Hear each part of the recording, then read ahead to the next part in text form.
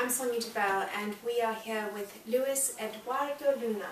And Luis has, you were born in Colombia, the past 40 years, studied anthropology, plants, you're a botanist, linguist, author of many books, co-authored many books, and your lifetime study has been on, do you want to say that for me? Vegetalismo. Oh, that's a difficult word, but it's plants that have healing properties, which is what we're going to talk about today. And one of those plants is a plant called ayahuasca. So ayahuasca was first discovered in the Amazon? Yes, it is a discovery of Amazonian Indians, let's say. In the 1800s? Well, no, the oldest reference that we have to ayahuasca is from the 1800s, but probably it's very old, because there have been people in the Amazon for 12,000 years, so who knows how old is this tradition. And ayahuasca is a combination of plants? Yes, a combination of two plants. Okay, and those two plants work well with each other because... These two plants contain different alkaloids. Yeah. One of the plants, psychoactive, contains dimethyltryptamine, which is a visionary agent. Yeah. But which is not orally active. It doesn't work if you take it orally. But if you add the other plant contains one alkaloid, which is harmine, which is it blocks the action of the enzymes that destroy DMT in the gut, right. And then plus another alkaloid, tetrahydroharmine, has action is a serotonin reuptake inhibitor, which has also other effects, like being very aware. Okay, and is this substance addictive? Oh, absolutely zero. There is no addiction at all with this one, because it is quite the opposite. People have to have a certain courage, okay. To do it, because it produces vomiting, diarrhea. Sometimes the vision may be frightening to some people, and so on. So no, most people do not want to try it again. So why do they try it? They do it because they learn something from it. Okay. But it depends, because it is used in different traditions. Among the indigenous people, it is used mostly to contact the spirit world, to contact what they say it is behind this reality, and which is determining everything here, like gain for the Indians, or health, or reproduction. So I wanted to ask, I've heard that ayahuasca has healing properties, and a lot of people that actually have addictions to drugs, to alcohol, come in search of ayahuasca for healing. Is this true? That's true, and apparently it is. In some instances, it's not a magic bullet, but very often it is effective, because what happens is that somehow you search in yourself with the means of ayahuasca the cause of your addiction.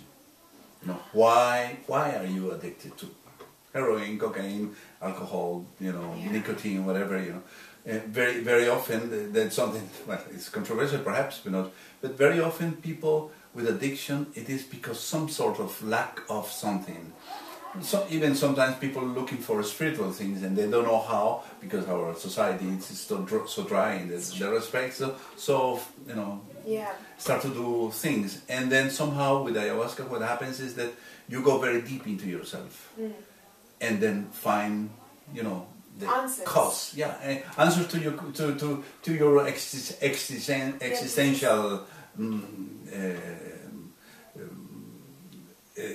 The causes of of illness. I've heard this a lot actually, and also really physical illness as well. Yes, in some cases, especially psychosomatic illnesses. Okay.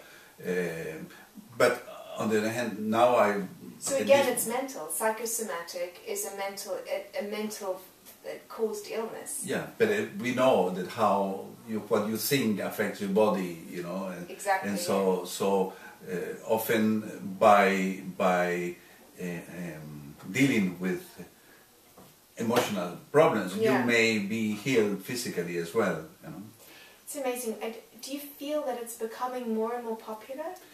Apparently so. It's becoming more and more popular, and has positive aspects and negative aspects, but I think that it's very positive just to be aware that that is something that I have been writing about lately, is that when we had the conquest of America, 1/3 of the population were living in this continent, and but we lost everything from those cultures. 95% of the population died within 150 years of contact. Yeah.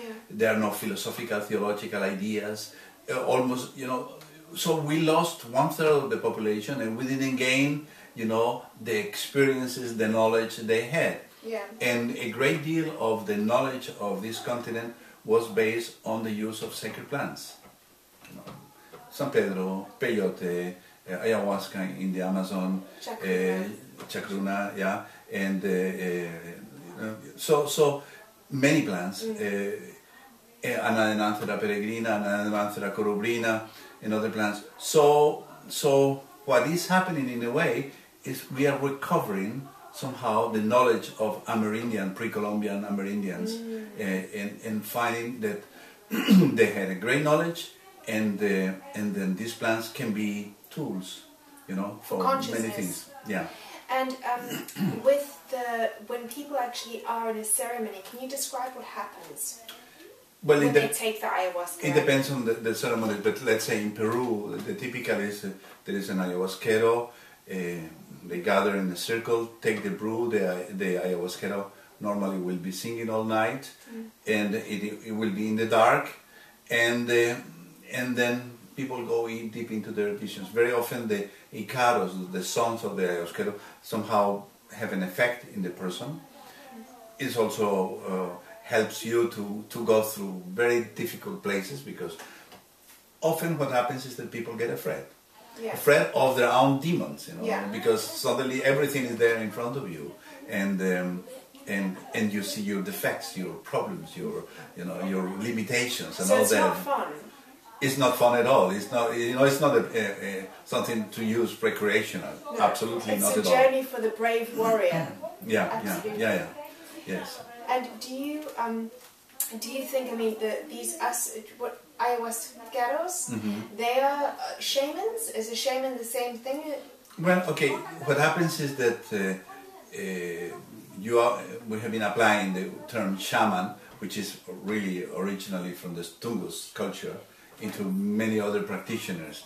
The way they call themselves is vegetalistas, okay. You know, or ayahuasqueros, or maestros ayahuasqueros. And they call themselves this because they are masters of understanding the plant spirit? Because they have been going through a training to learn how to use this properly. You know? And give it to other people. Yes, and then are able to give it to other people as well. Didn't you 25 years ago go to this training for a month? Well, yes. When I was doing I was doing field work in the Peruvian Amazon, I wanted to know what is happening in the minds of the people. So I had a couple of young people to do the training, and I wanted to somehow to record what is happening, but I did it myself as well, because I wanted to know it from inside, and I went through the process, and it's a very interesting process. And did you come out of the other side a different person?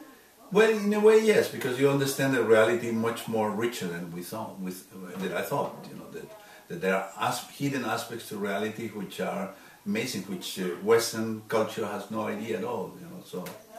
I think that's the key. When I hear ayahuasca, I think of a journey that is for the soul, for the consciousness, and some way to help you to have a richer experience of life. Yes. Because the alternative is very dull, and it's very manufactured, like little processed people, versus experiencing life in its reality, or not just in its reality. But these are very, very deep experiences. Often people may go back into even their birth, you know, perinatal experiences, or going back to traumatic experiences when they were children, or the other thing is that suddenly you realize many things and you start to forgive people, you know, people in your family, or you know, or bad relationship, that you understand the other side, and then you understand that, you know, it's better to put peace, and you know, and which that helps very much you, because to forgive is tremendous liberation as well. Absolutely.